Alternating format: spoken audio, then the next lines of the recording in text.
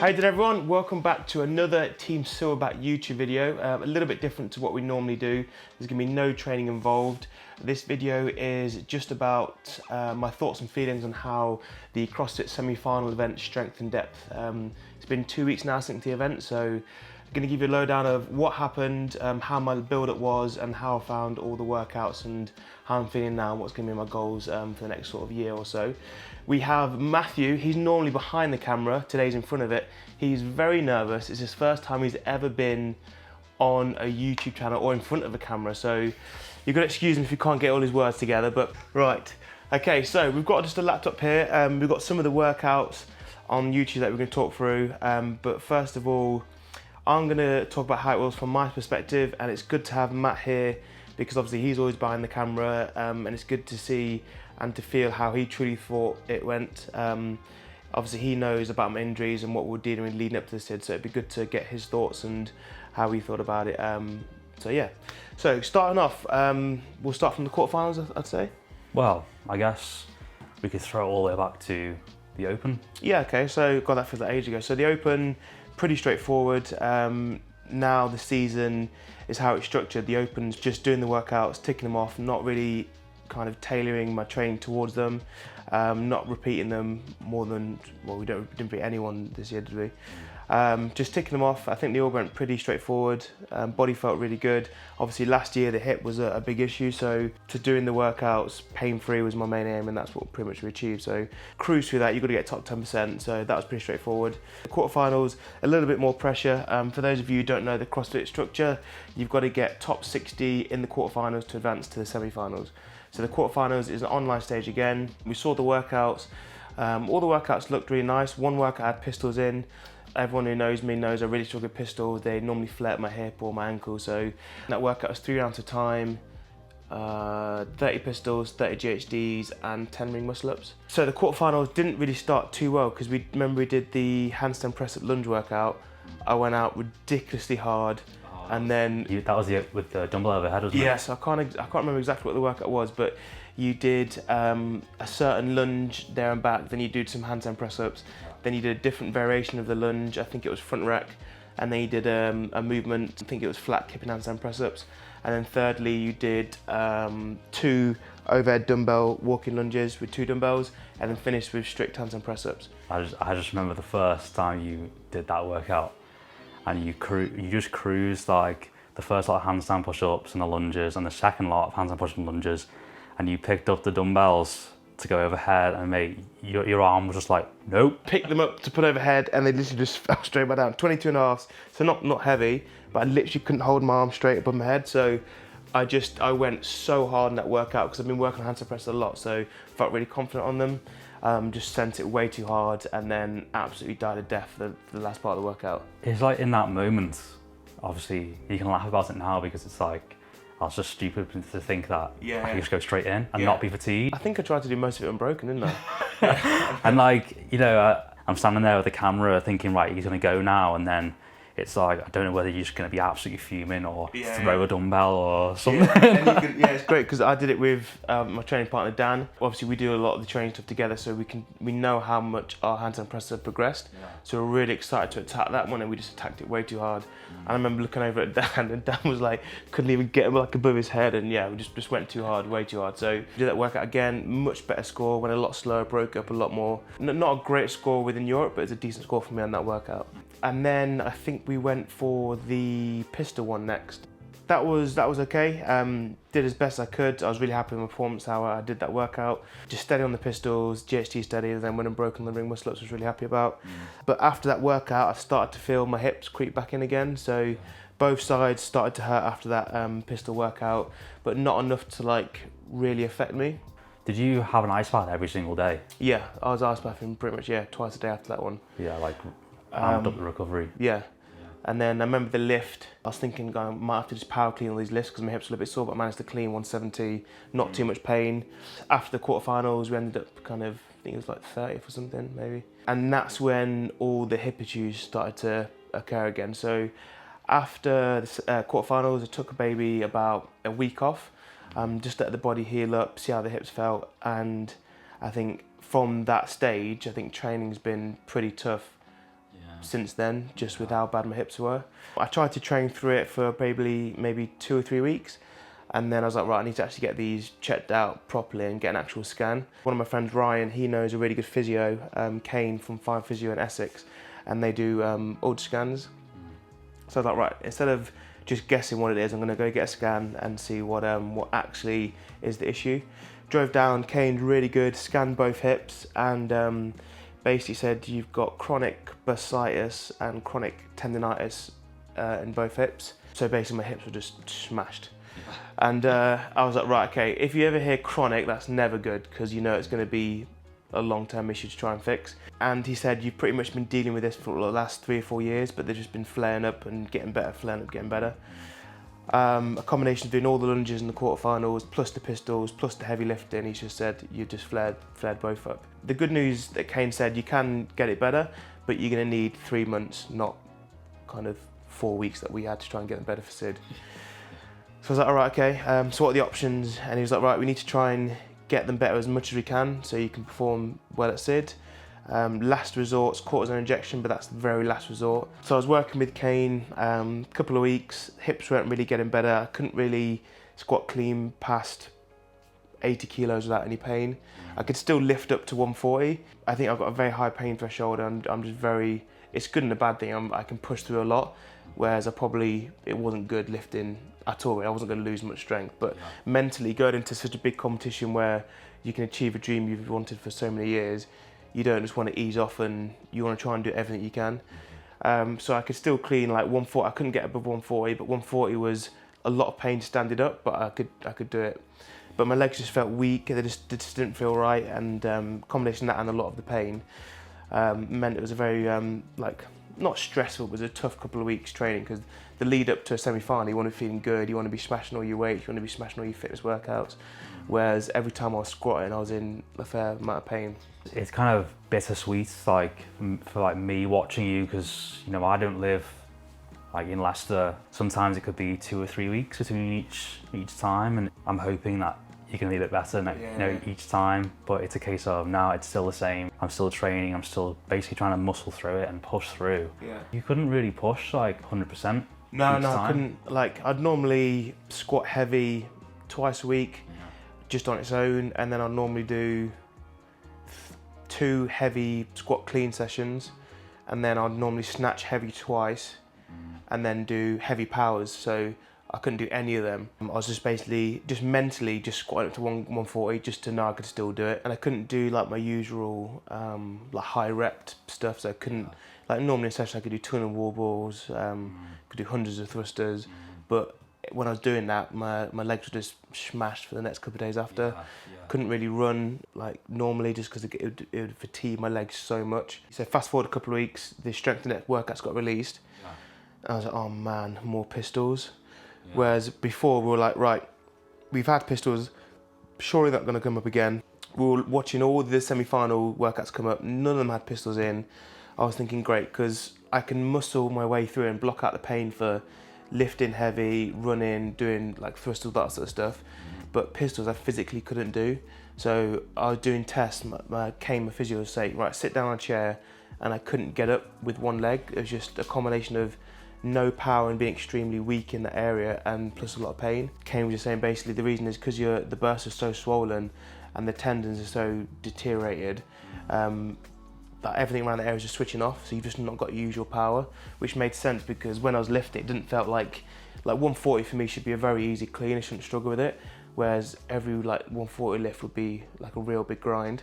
And it wasn't just pain, it was like weakness in the legs. So when we saw them workouts, to be honest, they were the worst program semi-final workouts for me out of any semi-final there was. Literally, if I was to pick my best semi-final, program-wise for me, it would have been Lowlands, and my least favourable program workouts would have been Sid. Once the workouts got released, I was like, right, there's no way I'm getting through this competition without doing something drastic. So Kane was like, right, let's go down the cortisone injection route. So we had a really good guy, only about 20 minutes from where I live.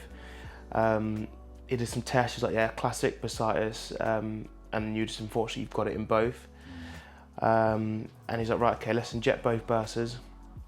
So we had that So I think this was all within kind of 2 weeks of strength and depth, I think, if I remember, or a week and a half. So I had the cortisone injections, and the doctor's like, right, normally you'd want to sort of 10 to 14 days just chilling, and then ease back into training steady.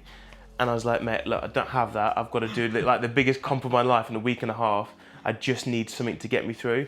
And it's like, right, yeah, let's do it, but I can't guarantee how it's gonna play out. No. So had them done, and then 3 days after that, I didn't do anything, just complete rest. And at this point, I was still like in really like mentally good place, because I was trying to just ignore all like the negativity in my head that was trying to creep in. Like the workouts weren't good for me, blah blah. I was like, no, like these are the workouts, get on with it. There's no point moaning about it. The cortisone injections, after 3 or 4 days, my hip pain was just gone.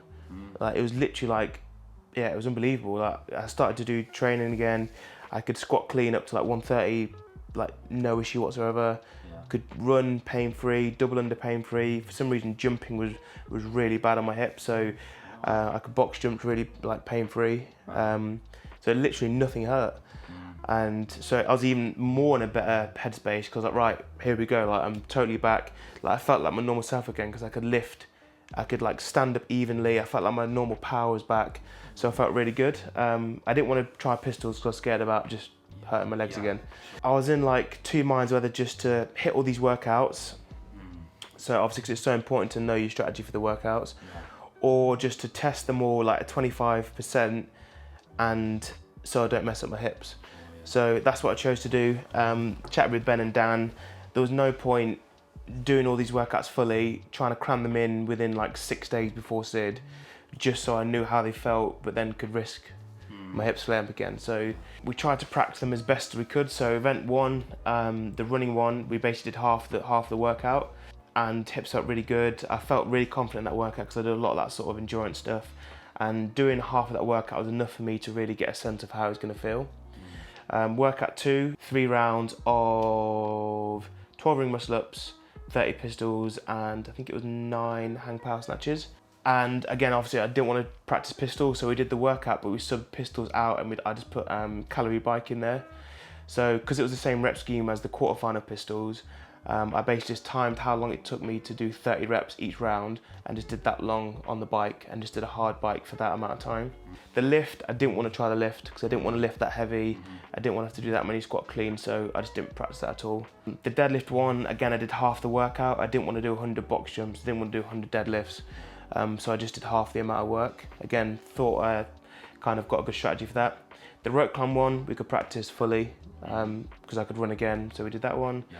And the thruster one, we didn't want to practice because it was too many heavy thrusters. So looking back, I had no preparation on these workouts pretty much. And when you're competing against the top 30 in Europe, that makes a big difference. I just felt so confident. I was so happy that my hips were feeling good. I could practice at least half the workouts. So me mentally going in, I felt really good and thought I was going to have a great performance. So day 1, going in, so we've got the running event. I had Georgios Kravas on the left of me, been games before, really good athlete, and then I had this random guy I'd never seen before. Didn't know his background, never competed against before. I was like, all right, let's go. I know Georgios is gonna be good. He's a fit lad. So we come out, 1K, I go out pretty hard, do that in about 3:10. Me, Georgios, and the guy on the right of me all get off pretty much the same time. We get onto the row, and I'm like, right, this is where I pull away, because big dude and rower. But these guys just kept up. I was like, flipping out, these are fit boys. So we all rode the same pace, pretty much. I think I think average about 1:43 average for the 2K. Got off the row, I think I got off a little bit ahead, maybe like 5 seconds ahead.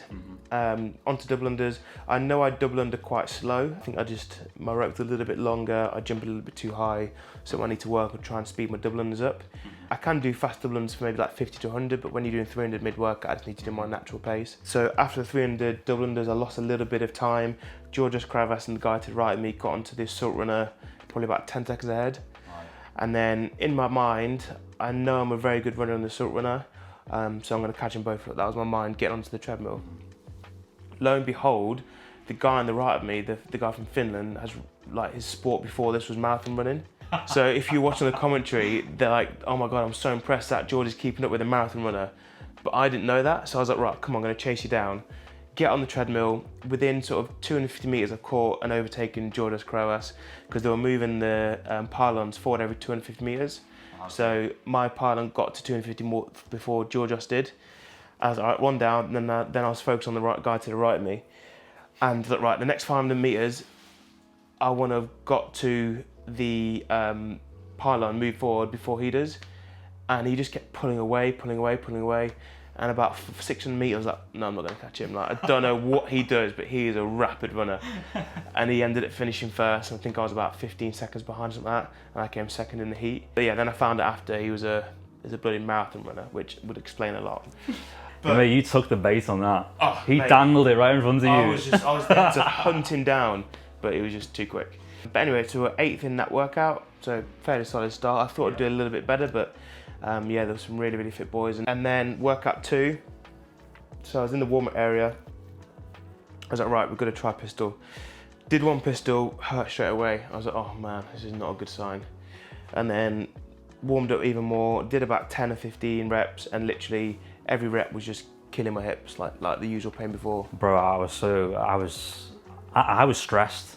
Like, I don't know about you, but I was stressed going into that, thinking, if we can't do a pistol squat, that's it. Yeah. Like, we're going home early. Yeah. Like, yeah, but I was worried for you. Like, just seeing you from before the open and knowing like you were just holding on and just hoping there was not going to be any pistols, and pistols come up twice, and it's like, this is so annoying. Yeah, I was doing them, and the actual pistol movement, I don't find it, like, mobility's not great in my ankles, but I don't find it too bad if I didn't have the pain.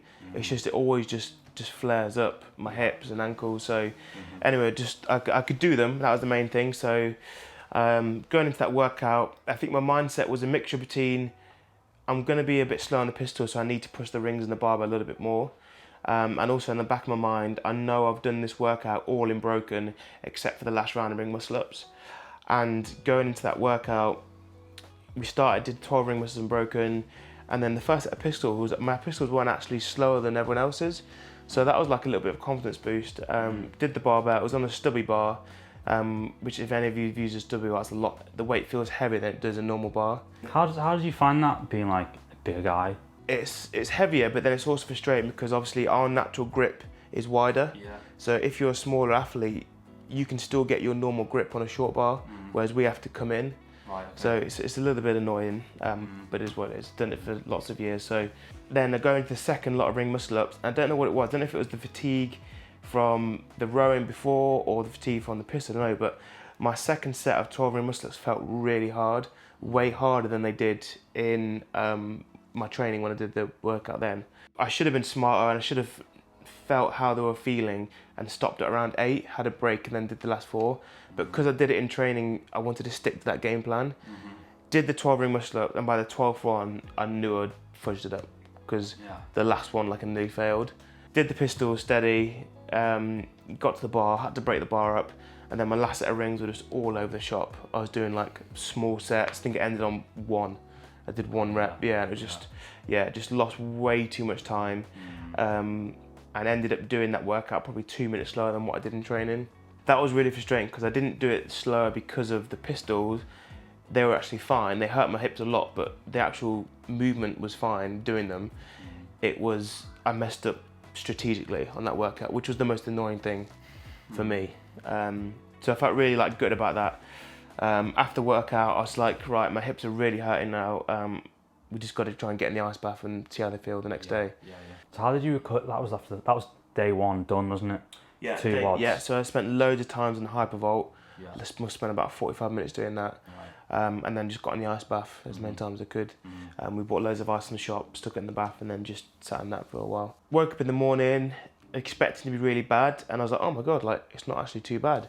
I could walk around, didn't hurt. It used to, before the injections, it used to hurt walking around, going upstairs, getting in that car. Whereas I could still walk around pain-free at this point. As soon as I got to warm area, as soon as I did a squat, I was like, oh no, they're not actually good. Like, it actually hurts to squat. Yeah. And now I've got to do a max lift, probably around 150 to get a top 3 score. But again, in my mind, I was trying to block out all of that. In my head, all I needed was a top 3 score in this event, and then I'd shoot straight back at the leaderboard. I didn't see you on the morning of day 2, Really? before you lift. I only saw you when I was in the media pen, and the first time I saw you was when you were queuing up to get onto the floor because I couldn't get in the back Oh yeah. for that warm-up area. Yeah. Rightly so, because I was media. Yeah.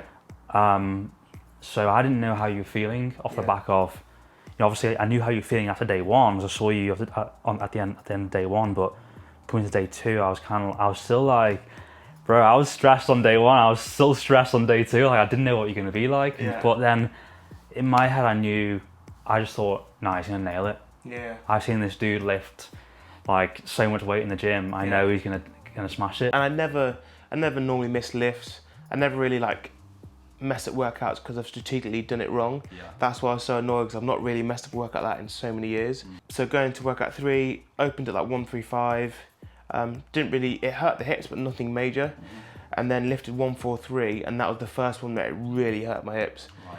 And I was like, right, I'm probably just gonna stop there because that really hurt. But then me being me, 30 seconds later, I was like, nah, come on, let's go 148. It should be pretty comfortable if I lift that multiple times. Bro, you did the hardest bit, like in terms of the hardest bit for you, in terms of your current condition. Yeah. You did 3 squat And 2 front squats. and 2 front squats. All in a lot of pain, like 10 out of 10 level pain. And then you didn't lock your arm? And then, but All you had to do was that. Hey. But people think when you jerk, they think it's your shoulders. Like, if your legs are battered, you can't drive from the hips. Oh, all I need to do is that. And yeah, I just didn't have it in me. So like, But like you said though, like if the power is coming from your legs, so if you're like, if your hip is like, I've got nothing left, and that's where most of the power is coming from. it was a combination of if your legs were 100%, that complex is going to fatigue legs anyway. That's what it's meant to do, because you're doing 3 heavy squat cleans, 2 heavy front squats, and then can you still drive the legs to jerk? I know I'm pretty 99%. If I'd had normal training leading up to that event and my hips weren't hurt, I would have made the jerk. But like even bending, like just the fact that my leg was going to give way, and not because I'd done the squats before, it's the same feeling I had when they just felt weak. And literally doing that cost me getting 3rd instead I was 13th. So I lost so many points there. So was really frustrated about that, and like quite annoyed for about an hour after. But then again, I always just say to myself, like, you got to just, like, nothing you can do now.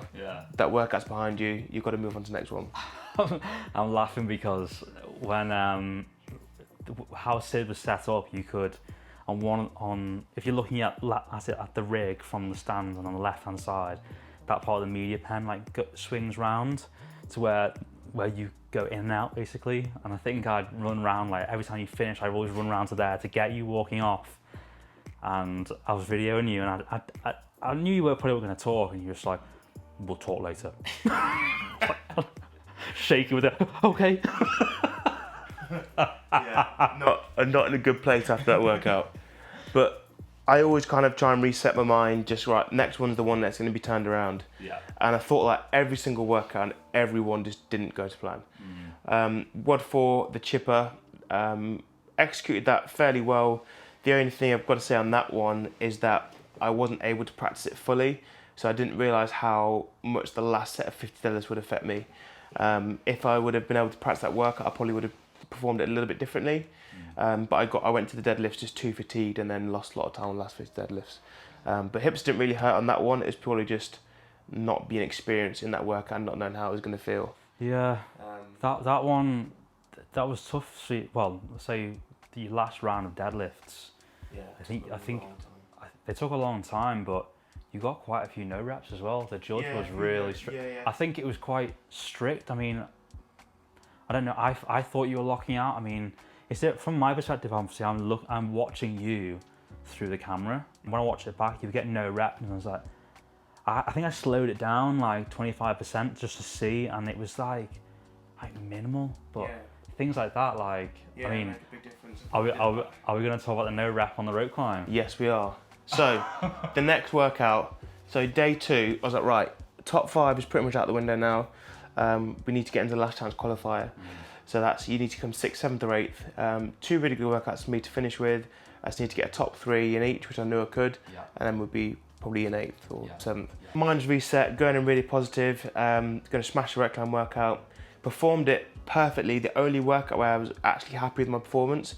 And then I got a no rep call on the 9th rep. The judge was standing behind me and I was touching it around the other side, so he couldn't actually see. I dropped down, went to go run back, he said no rep. So in the moment, just quickly went back up, did another one. Doing an extra rope climb, it's not like doing an extra double under or burpee, like it's really fatiguing, really time consuming. Ran there and back, did a 10th one and then finished. Went straight back to the judge. I was like, I felt my hand touch the bracket, and he was like, sorry, I didn't see. I was like, well, like that's cost me, instead of 3rd, I've come 13th again. Luckily we had it on video, Dan was filming. You could see my hand touched it, but the video review process said I touched the bottom of the bracket. When in briefing they said you could touch any part of it. Right. So they didn't change their decision, which was really frustrating because that cost me 3rd. Instead of 3rd, I was 13th. And that was like the final nail, like, right, nothing's going my way this comp. Like, I can't come back now into last chance qualify with the last workout. Nothing's really gone my way. A mixture of me just performing badly, a few no rep calls, but that's our sport. You can't dwell on that, you just got to move on. So the last one was just basically just to go out and enjoy it, because I was in my home crowd, there was like 6,000 people there, like we were still getting the biggest cheer every time we're on the floor. But I couldn't take any of that in because I was too wrapped up in the competition. And to be honest, I hated every single workout just because it was like so much pressure and so much pressure myself to make the games, and just nothing was going well. I was in a lot of pain every time, so I couldn't really enjoy it. So this last one, just wanted to go in, have some fun. We were next to all the UK boys, which was really nice. Did as best I could. My legs were just hurting every single rep on the thrusters, so I just didn't have my usual push mentally or physically for that one. Just kind of did it, and then to finish off a perfect weekend, drop the bar and then I trip over the bar, which cost me about 4 spots apparently, and that just sums up the whole weekend. I did my last thruster, dropped it, went to jump over the bar, and I tripped. I've never done that in my whole 8 years of competing. I tripped over the bar and then cost me 3 or 4 spots and then crossed the line. You know, going through the entire process of filming, you know, the amount of effort we put into doing it, and me watching you and how your body composition has changed, the process of going to physio, I've been to the appointments with you, filmed that. We've shown the channel as well, like we've tried to document it as best we can. And you know, it's kind of, the last workout is kind of, it is heartbreaking to watch it and film it, knowing that, you know, the people who are there and watch it in the moment, and I'm filming it, we've got to put it out there to show people that we didn't make it. Yeah. And I'm saying we because, mate, the support group that you have is insane. Yeah, I think that was the only positive from the comp, was that like we still probably get the biggest cheer walking out on the floor. Like the UK crowd is amazing. We have so much support, and I always have throughout my whole CrossFit career. So that was really nice. It's just a shame it didn't end and how we wanted it to end. And then post-Sid, so I took a week off. Literally, I didn't eat anything nutritional for a week. I literally just lived off chocolate, donuts, sweets, pizza, Chinese takeaway. How many kilos did you put on in a week? 5.5 kilos. Wow. So I competed at 94.5, and I was 101 when I weighed myself at the end of that week. I literally just went in on the food. First time I saw you after Sid, you came over. You came over to me like this. I'm like, look at me. Yeah, I put on weight so easily. So just enjoyed my time off. Allowed me to like process it all and plan what I want to do next. For me, I've just got to get my hip sorted. I saw Kane this week. He was like, the cortisone injections have still worked. My bursters have really calmed down. But he said a combination of having the cortisone injection and also having a really good pain threshold tolerance that you push through a lot of pain than what probably most wouldn't. You've now, my outer quads are basically just like really inflamed and basically just given up because my hips are feeling a little bit better because of the cortisone, and they've calmed down a little bit. It's put a lot of stress on my outer quad, and they've been taking all of the pressure, doing all that, mainly the heavy lifts, doing all the pistol stuff. So you basically you just need to let them settle down now. So it's a knock-on effect and referred pain from my hips basically. So he's like, right, we just need to not squat for 8 weeks. Just need to go on a real good rehab process, which he's going to put in place for me. He's very confident I'll be able to get back to pain-free heavy lifting in about 8 to 10 weeks, which is good. Okay. I'm very bad at kind of, if someone tells me to rest, I'm like, nah, I don't need it, I'll just crack on. And I had a week off at SID. The next week I was training, I was lifting, it was hurting, but I was just getting on. And then it literally felt like I'd torn something in my left quad. Really? Yeah, and I had a massive crunch, and I was like, right, I'm actually gonna stop, because this is really bad. Luckily it wasn't a tear or anything, and Kane just said, look, you just need to, because you're pushing through so much, your body's just giving up. You just need to stop. So that's what we're doing in the next 2 months, just basically let the body heal up. We've got Waterpaloozas that we're going to aim for, the qualifiers in September, so I should be fully fit for then. We've got NFG, which I'm looking forward to in September. We're going to do a High Rocks, a running event, which would be quite cool, a little bit of a test. Cool. Yeah. So I'm looking forward to doing that in November. And then we're going to go again next year. So that's my main aim. But for anyone watching the video, I hope you just take away that sometimes it doesn't matter how determined you are, how motivated you are, and how much work you put in, sometimes it's just not good enough. Sometimes things just don't go your way. This is one of those years. I felt, even though I wasn't 100%, I felt 100% mentally. I thought I could get through it, even though I had all these issues. It just shows the level of the European athletes. Hats off to them, because they're just insanely good athletes. And gone are the days where you can go into a comp not feeling 100%, not practicing all the workouts, and think you can make the games. But we always just say thank you for the continued support. We're still going to do these videos, still grow the YouTube channel. We'll probably take you on the journey through the rehab process again. Obviously we'll document the Waterpalooza, all the events that we'll do, we'll still film them, and then we'll give it another crack next year. It's quite an exciting calendar ahead, really. Yeah, so as always, please subscribe to the channel, please like the video, because it really helps us grow it. Comment on how you think my mentality was during SID, because you always appreciate the comments, always read them. So yeah, feel free to comment on the video, stay tuned, and please watch and get ready for the next one. And comment, do we have Matt in again? Did he do a good job, or should he stay behind the camera? See ya!